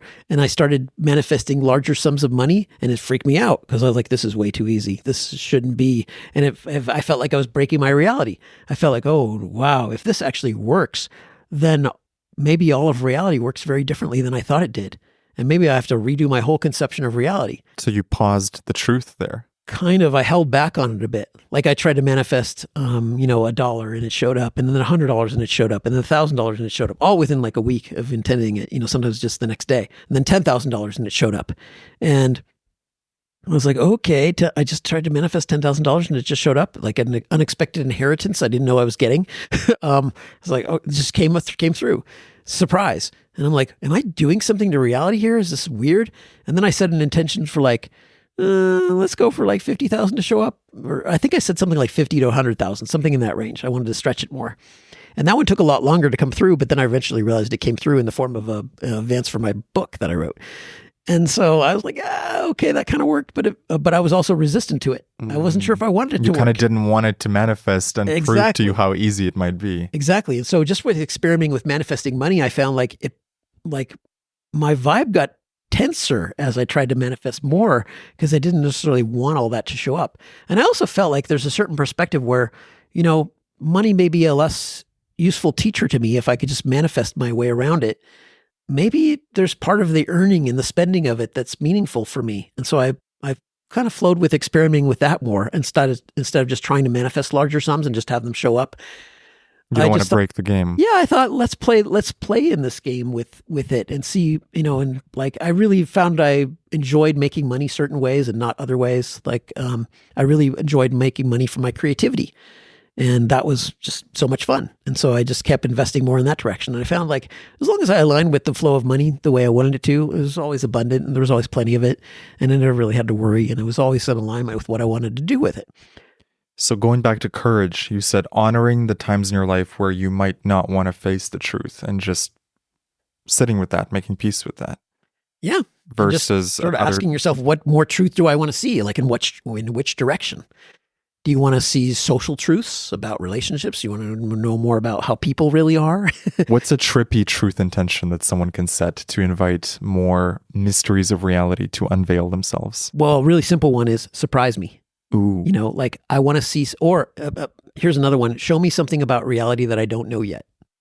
Or even, this one takes a little more daring, but break my reality. Have you tried that? Yeah. And it works. How did that show up? It just shows me like so many more multi-dimensional layers, like all this stuff in astral space and just I found like just exploring with the idea of, the subjectivity of reality, like how much our intentions can influence reality that was like a decades long integration process when that started coming through. You did a 30-day experiment at one point where you just lived from this subjective lens, correct? Yes. And that was weird because then even money felt strange. And I remember the year it was the first, it might have been 2010, which whatever year where the very first iPad came out. Because I remember I ended up buying an iPad during the experience because I was like, it's all dream money. It's all dream stuff. And I didn't even necessarily want an iPad, but I'm like, it's free. So I'll just buy one. So I had to go with that. But then I also told myself, look, if I don't want it, I can return it afterwards. And so the funny thing is that I ended up keeping the iPad because I was like, yeah, I kind of like it. And even though it was a lot slower than the ones that are out now, it was kind of a fun thing to just feel into the stretchiness of reality and realizing how much more possibility there are. I realized also I held back in a lot of ways of just exploring and experimenting because of assumptions about people and such. That was especially true with like dating and relationships and things like that. Like with how, Rochelle and I got involved. And that was during a time when I was just opening up and being stretchier and making different kinds of invitations. And that's really how our relationship got going. Like, yeah, come on over, like you're in Canada, but come on over. And just like playing with the space and realizing like, space and time, physical separation, they're more illusions than we realize, like just because people live in different countries doesn't mean they can't be friends or lovers or connect, so I had all these, just this cascade of limiting thoughts that were, that I was invited to let go of. And so that was part of it, just realizing, oh, I don't need this limitation anymore. How do you think of time these days? What is your relationship to time, especially after doing psychedelics and probably having some stretchy experiences with time? How do you see time as you get older? Does it change in any way for you? Yeah, I used to see it as like kind of like a ruler, from past to present to future, like a straight line, solid piece of wood, like it can't bend or flex. And now I see it more like a flexible rubber tube where it can flex and bend and stuff. And it's a construct. It's part of the narrative of our lives. It allows a backbone for story to unfold. Is there any reality to it at all? In the sense that we make it real, sure. We make it real, yeah. But I also think that we can kind of pull back and look at our whole timeline as one. And I've often gotten that kind of perspective from psychedelics, like even getting a sense of where, my future path wants to unfold and such. Seeing a different perspective on death, that was one of the most stretchy things, is like working with the energy of death. Because I realized, especially when I was younger, I had a really strong fear of death. And I could feel in my body, it has a very strong fear of death. Like my body does not want to die. It's got a really strong survival instinct. It wants to stay alive and want to live. How did you work with that? Well, on a mental and spiritual level, I could work with the energy of death and see it and inquire about what it was like and ask about what was beyond it. And then realizing like, well, is any of this real or is this all in my mind? And so I always keep those two things in balance there. Like, yeah, it could just all be imaginary. Like all the spiritual stuff I'm experiencing, I don't know if it's real or not. But when I lean into the experience of it being real and seeing what I can do with it, more of it opened up and for exploration. Like more entities seem to come forth and go, oh, good, you think we're real. Well, great, now more of us can talk to you. Because some of us don't want to talk to the ones that think we're not real. How can we improve our relationship with time? For those that maybe feel a scarcity of time or years running out, what is a great way to reframe that and start to tap into abundance and infinity of time? I sort of see the default of time as being infinite time. So I just sort of see myself as like, okay, in time, I'm an infinite being. And it's like, yeah, you die, you go back to spirit space, you may reincarnate again, you could do more of that. So I tend to think of time as being infinite by default. And my human life is just like a story in it. It's just like watching a movie. It's like the movie ends, but your life goes on. So I just see it as like the human life, the movie ends, but your life goes on. Mm-hmm. And so that kind of changed my perspective on a lot of things like death and aging and stuff. I'm just like, it's all good. It's all interesting. It's all got interesting growth experiences. So I think about aging a lot and youthfulness. And in Conscious Growth Club recently, we had a discussion about aging Well, that was like, it was really interesting having people to share their different perspectives on aging. What's your perspective at this moment? Well, it's multifaceted, So I'm in my 50s, so who knows if I have more years ahead of me than behind me, or vice versa. But I also see how aging is not just something we do as individuals. It's entirely tied into the human story that unfolds in our apparent objective world as well. Recently, I read a book by Ray Kurzweil called The Singularity is Nearer. And I read his first book, The Singularity is Near, or his earlier book. And it was kind of an update on, what's happening with all this technology. And he's a futurist, and so it's all about like what's coming up in the future.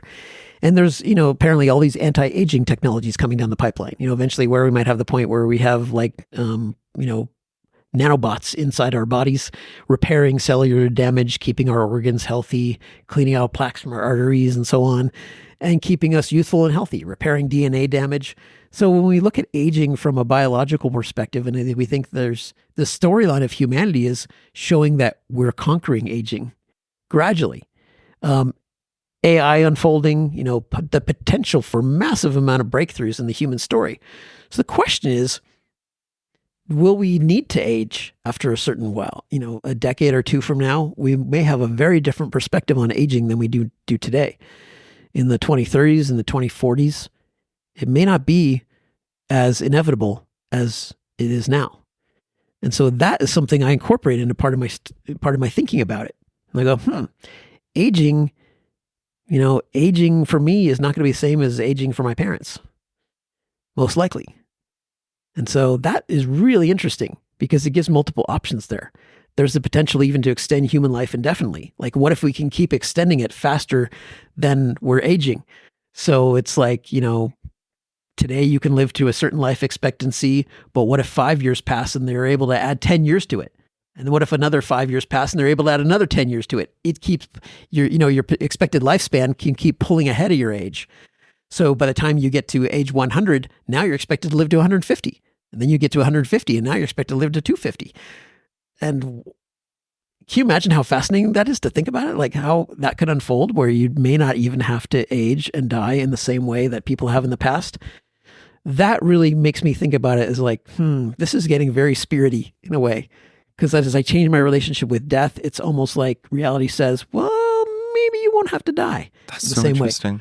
One thing that came through, and I don't know if this is true or not, but this came through from my higher self energy. And he said that death is different for everybody. And he said, we have times where we're going to, where it's like for some people, their death is preordained. Like there's a certain event that's going to happen and they're going to die because that's what they chose soulfully for their story. Other people, their death is not so predetermined. It's more of like a range of possibilities and probabilities. And there's a number of ways for them to go out. And that can just sort of show up, it's like almost like there's an AI part of reality where it will just make the decision for you. Different exits. Let the simulator pick for you, and that some people don't want to know. They're just like, surprise me, kill me however you want, but let the simulation roll the dice. Just as we can delegate things to, electronic devices and let them make choices for us, we can potentially do that with death. There is another category, though, where it says some people get to choose when they're ready to cross over. And then, like, while they're human, they can have their human selves decide. And that's, my higher self said, he told me that I have that option. That he said, as long as you're not reckless about your life, as long as you're not doing daredevil, risky things that are likely to get you killed if you keep doing them, just doing things that are very, very dangerous or risky, and you don't, you don't try to kill yourself killed or do anything in that way. So he's like, don't act like you're immortal. If you do that, you're going to get yourself killed. But as long as you like respect the boundaries of mortality, you'll be able to choose when you want to cross over. So it's like, I found that kind of interesting, and that changed my perspective on death. And I thought I could see myself reaching the point where I eventually decide, yeah, I think I'm done. I think I'm ready to go. I want to go back to spirit space. And I've met other people who are like that. Like I met somebody a while ago, I think a couple of years ago, last year, a couple of years ago. I'm not sure when. No, it was a couple of years ago. Who was like, she really wanted to go back. She was ready. She was not dead yet, but she was like, I so just want to go back to spirit space. I so want to be done with my human life. And I had a compassion for her, and I understood that. And I thought, yeah, interesting. But I mean, people can do that, but it can be really tough decision to make. So I wouldn't see it as necessarily like, okay, I'm going to commit suicide at some point. It's more just like, when I feel like I'm ready to let go, it's like my soul will just say, okay, let's shut down our vital functions and just be gone and just head out. Do you have an idea of, or a knowing of how your 50s and 60s and 70s and beyond might play out? Have you been shown any timelines? Not so much that far in advance. I could see like kind of the vibrational currents that are unfolding. But I really like teaching about the spirit space, stuff like we're doing now. I find that utterly fascinating. And I'm curious, I'm especially curious to hear if people want to message me after this, go to my website and send me a message through my contact form and tell me what you think about this. I did get some feedback from a previous, a podcast of yours. Beautiful. Yeah. So it was very, very positive. So I love hearing that from people. Not for validation though. I don't need the validation. The reason I genuinely invite this is I'm really curious to know, like, how does this land with you, and what do you think? What's your perspective on this? Does any of it resonate? Does it seem like way too out there? Because I'm super curious about the communication aspect of it. That's something I see as being a part of my path in the next decades, is like less about the traditional human level self-development and more of, I see myself kind of being playing the role more of a bridge to spirit space. And that's one thing that came through, is like be a bridge to spirit. It was like an invitation for me. And I thought, that sounds kind of cool. I feel like what life does now is it sees that I've kind of reached a point where I've done a lot of the human story I needed to do. In fact, my higher self kind of said, you kind of did what you came here to do, story-wise, in your human story. Like, you finished it. And you don't need to stay. If you want to die now, you can.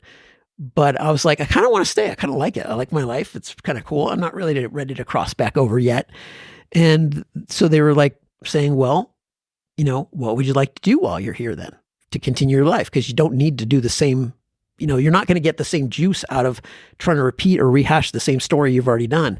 And teaching about the traditional self-development type of stuff, even though I covered a lot of different facets of it, I can tell it's going to feel stale after a while if I keep doing that.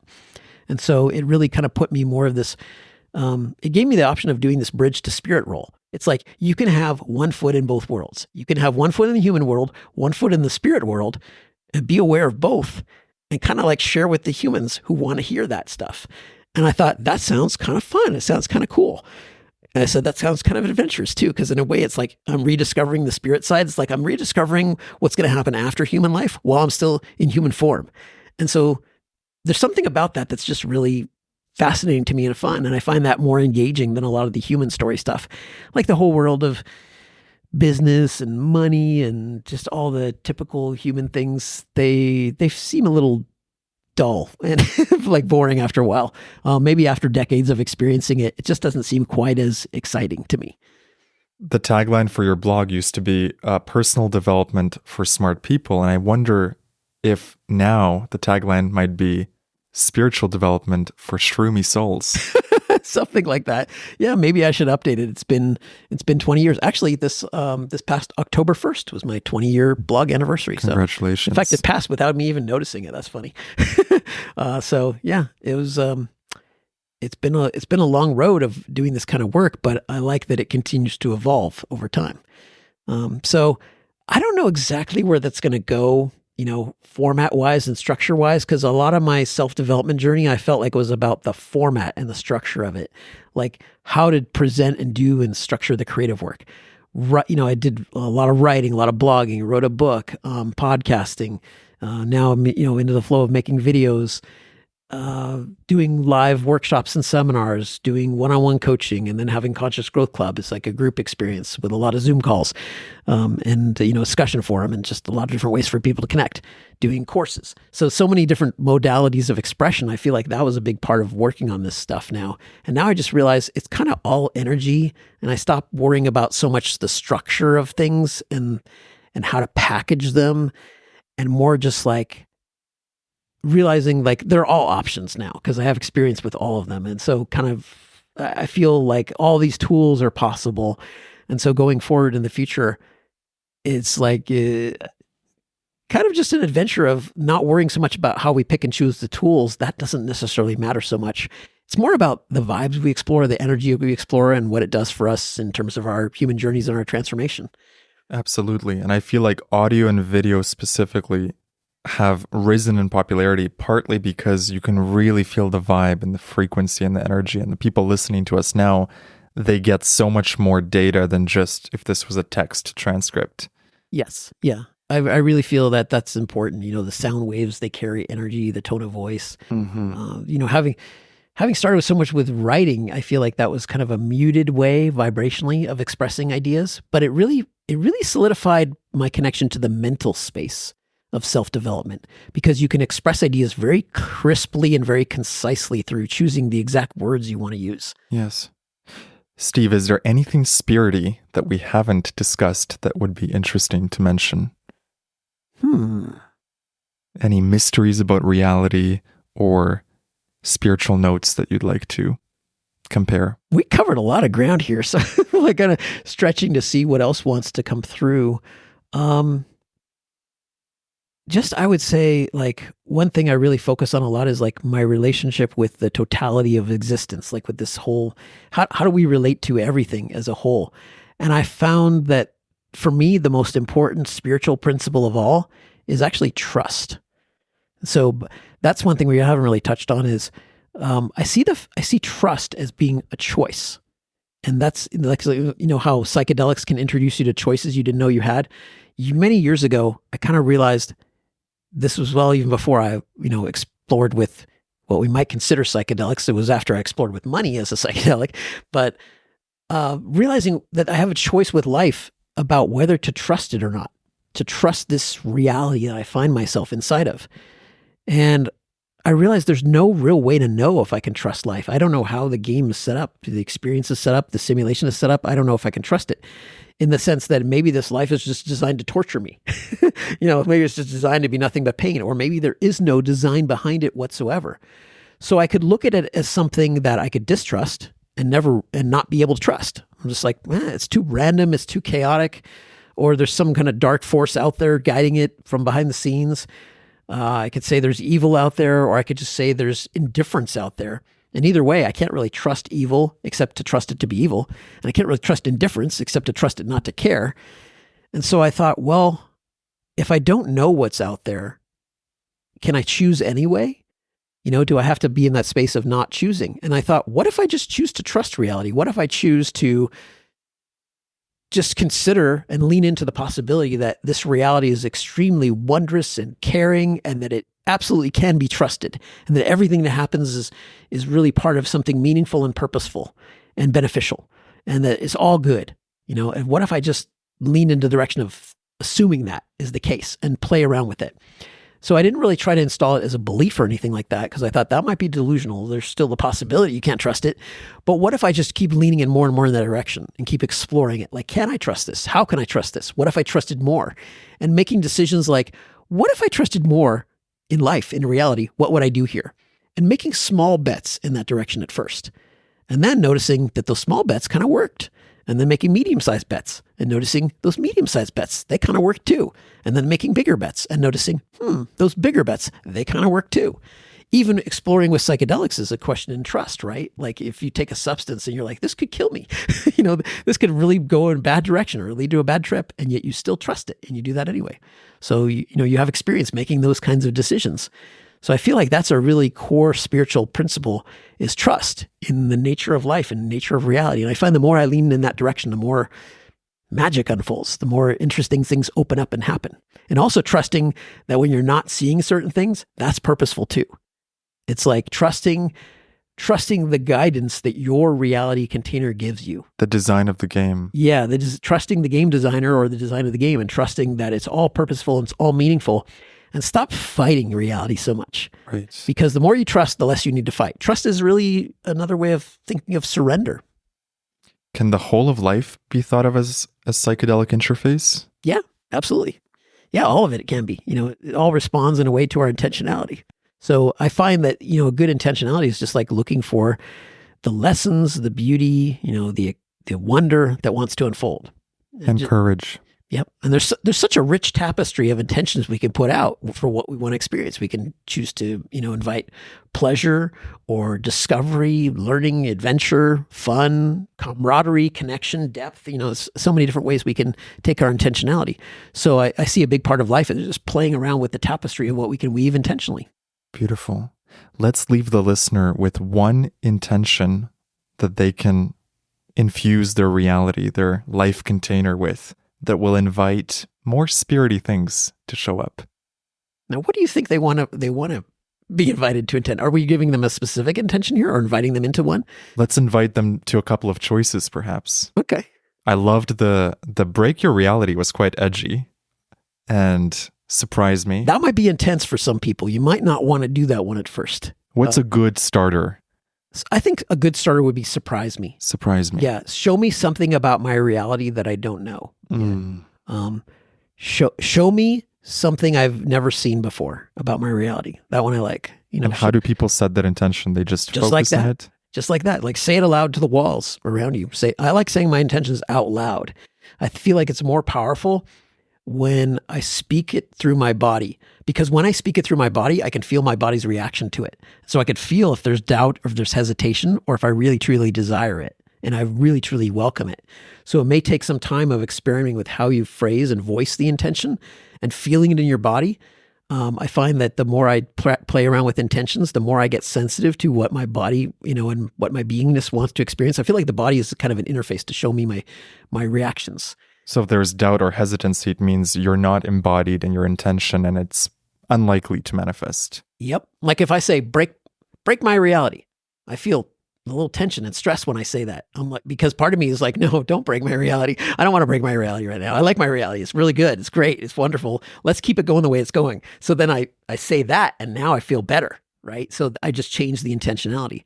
So that's one way to do intentions is like start with something, say it, and then, like one friend of mine told me to say, if you don't like the intention, say, oh, no, cancel clear. Cancel clear. Cancel clear. So it's like you're erasing that intention. But it's like if you feel the resistance, then that's part of the intention. If you feel the resistance, then your intention is to not have that partly or to get a partial match. That's right. So show me something new about reality, or how did you put it? Yeah, show me something new. Show me something exciting and wondrous about reality. So when I say it like that I like, that I can align with. I don't want to break my reality. Not right now.